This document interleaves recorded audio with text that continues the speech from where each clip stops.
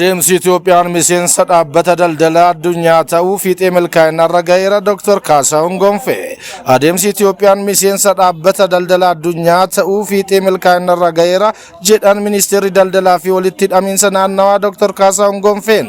Dr. Kaasahuun adeemsicha ilaalchisee ibsa miidiyaaleef kennaniiru.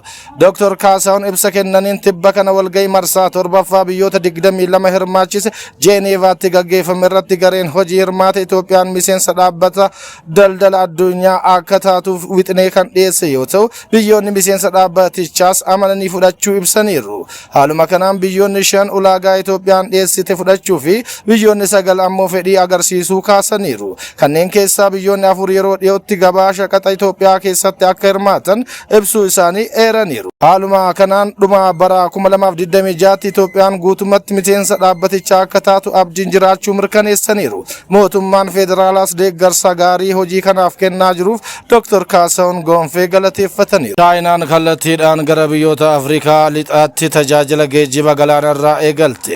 Chaayinaan hariiroo daldala Afrikaa waliin qabdu caalatti jabeessuuf sarara geejjibaa galaanaa kallattiidhaan kutaalee Afrikaa lixaatti geessuu ijaaruu ishee beeksifteetti. Buufanni doonii Chingindaa'oo kaaba bahaa Chaayinaatti argamu dooniiwwan 13 hiriirsuun torbaanitti yeroo tokko tajaajila kontineeraa gara Afrikaa lixaatti erguu kan eegalu ta'uu ibse. Geejjiba galaanaa duraan guyyoota 50 fudhatu guyyoota 40tti hir'iseera. Guyyoota 10 qusachuun kun baasii fi qisaasama loojistiksii ni hir'isa jedhame. Tarkaanfiin kun Chaayinaan biyyoota Afrikaa 53f caamsaa tokko irraa eegaltee dhibbaan daldala ashuuraarraa bilisa hayyamuu ishee waliin wal qabata. Dooniin jalqabaa meeshaalee konkolaataa gommaa fi paaneelii aduu gara Gaanaa fi Naajeeriyaatti fe'attee kaateetti jedhameera. Akkasumas oomishni qonnaa fi albuunni Afrikaa gara gabaa Chaayinaatti saffisaan akka dhiyaatu ni taasisa. Sararri haaromni kun teeknooloojiin Chaayinaa gara Afrikaatti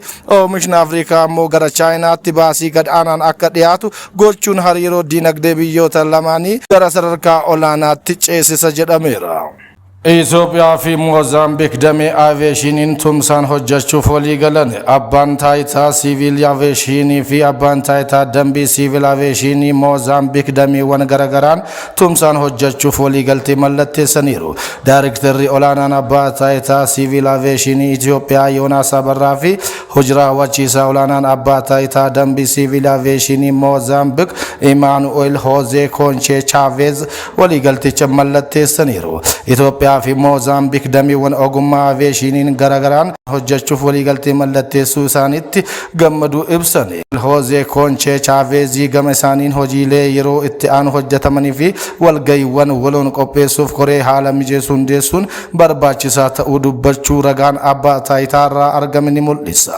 Galaana Hormuuz irratti rakkoon jabaachaa jira. Dhaabbanni oduu FMC akka gabaasetti tarkaanfiin waraanaa Ameerikaa galaana Hormuuz irratti fudhachaa jirtuun wal qabate duula waraanaa kanaan markaboonni daldalaa 38 gara Iraan deemaa turan kallattii akka jijjiiran yookiin akka deebi'an taasifamaniiru. Helikooftoroonni fi dooniiwwan waraana Ameerikaa markaboota kanneen yeroo kutan tarkaanfiin kun kan jabaate mariin Ameerikaa fi Iraan gidduutti Paakistaan Islaamabaaditti taasifamaa ture bu'aa malee xumuramuun isaa ni yaadatama. Sababa dhorkaa kanaan gatiin boba'aa addunyaa guyyaa irraa gara guyyaatti dabalaa jira. Kun immoo biyyoota miseensota neetoo dabalatee qeeqa jabaan Waashingten irratti akka dhiyaatu taasiseera. Murtii adii keessatti marii toora intarneetii yookiin onlaayinii ni gaggeessu. Murtii isaan dabarsan irratti hundaa'uun duulli kun kan itti fufu moo furmaata siyaasaa haarawaatu barbaadama kan jedhu ni beekama. Marii Iraanii fi Oomaan nageenya hulaa Hormuuzii fi tattaaffii dippiloomaasii. Ministeerri dhimma alaa Iraan Abbaas Argichi Oomaanitti Sultaana Hayatam bin Taariq Al-Saayid waliin dhimmoota nageenyaa naannichaa irratti mari'ataniiru. Ministeerichi nageenya hulaa Hormuuzii fi naannoo galoo galaanaa irratti marii bilchaataa mari'achuun himame. Waraana Ameerikaa fi Iraan gidduu jiru karaa dippiloomaasiin furuuf carraaqqiin godhamaa jiru irratti hooggantoonni biyyoota lamaanii mari'achuun beeksifameera. Abbaas Argishi akka jedhanitti naannoo giddugala bahaatti waraanni Ameerikaa jiraachuun isaa jeequmsaa fi qoqqoodiinsaaf sababa ta'eera jedhan. rakkoo jiru hiikuuf gidduu seentummaa alaa irraa bilisaa kan ta'e nageenya naannichaa ijaaruuf waamicha dhiyeessaniiru. Mariin hooggantoota ol'aanoo Iraanii fi Oomaan kun naannichatti muddama jiru hir'isuuf nageenya itti fufiinsa qabu fiduuf kan kaayeffatedha jedhame. Iraan hulaa Hormuz banuu fi waraana dhaabuuf karoora nageenyaa haaraa dhiyeessite. Iraan hulaa galaanaa Hormuz banuu fi waraana adeemaa jiru dhaabuuf akkasumas falmii dhimma niikularaa yeroo biraatti dabarsuuf kan dandeessisu karoora nageenyaa haaraa dhiyeessiteetti. Akkuma dhaabbileen oduu idila addunyaa kanneen akka TRT faa gabaasanitti gaafiin karooraa nageenyaa kun Ameerikaaf kan dhiyaate karaa jaarsummaa Paakistaaniitiin jedhama. Karoorri kun garaagarummaa qulqullina yuuraaniyeemii guddisuu irratti jiru yeroof gara cinaatti dhiisuun ittisa humna galaana Ameerikaa kaasuu fi sochii daldalaa gara haala duriitti deebisuu irratti xiyyeeffata.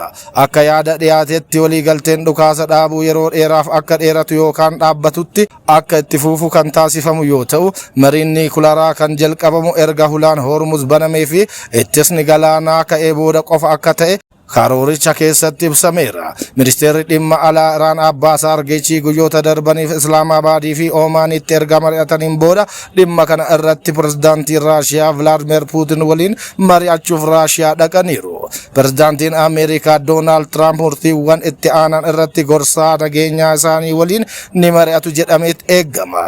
Iraaniif Ameerikaan waraana jiru dhaabuuf carraaqqii marii itti fufiinsaan taasisanis bulchiinsi hulaa Hormuz ittisa galaanaa Ameerikaa fi dhimmi yuuraaniyeemii Iraan ammas qabxiiwwan falmisiisoo ta'uun itti fufaniiru. Gareen Hezbollaa ibsa haaraa baase. Barreessaan olaanaan Hezbollaa mariin kallattiin Liibaanosii fi Israa'el gidduutti taasifamu yakka guddaa kan Liibaanos keessatti tasgabbii dhabsiisu jechuun ibsaniiru. Akka ibsa marsariitii garee kanaa Almanaar irratti maxxanfametti Nahiim Qaasim mootummaan Liibaanos marii Israa'el waliin taasisaa jiru qeequun adeemsi isaan keessa jiran Liibaanos kan miidhu ta'uu ibsani.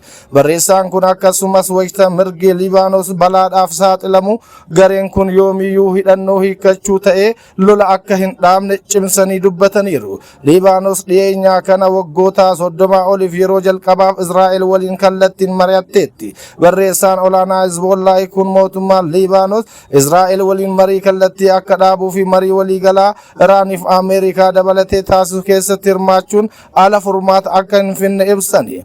Nahiim Qaasim keessumaa karoora hidhannoo hiikkachuu Hezbollah akka malee qeequun meeshaan waraanaa iddaa weeraraaf hidhanneef jiraachuu keenyaaf murteessaa ta'e hiikkachuu hin dandeenyu jedhani.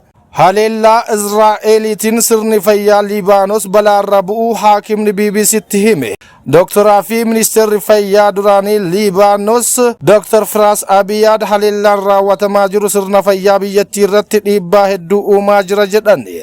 Hospitaalonni Liibaanos guyyaa guyyaan namoota du'an hedduu keessummeessaa jira. Kun immoo baqattoota buqqaan dabalateetii jedhu. Dhiibbaawwan kanneen keessaa doktoroonni fi narsoonni bifa nama ajaa'ibuun carraaqqii gochaa jiru kan jedhan Dooktar Firaas Abiyaad doktoroonni mataan isaanii buqqa'uu BBC'tti dubbatan. Liibaanos meeshaalee waldhaansaa fayyaa hundumaa alaa galchiti kan jedhan haakimni kun meeshaaleen amma qabdu hanga ji'a lamaa qofa ishee gaha jedhaniiru. Dilbata ministeerri fayyaa Liibaanos Israa'el haleellaa raawwatteen daa'imman 2 dabalatee namoota 14 ajjeesuu ibse. Waraanni Israa'el garee Hezbollah fi buufataalee isaa irratti xiyyeeffachuun akkasumas dursee jiraattonni gandoota garaagaraa kibba Liibaanos akka qe'ee gadhiisan akeekkachiisuu himan.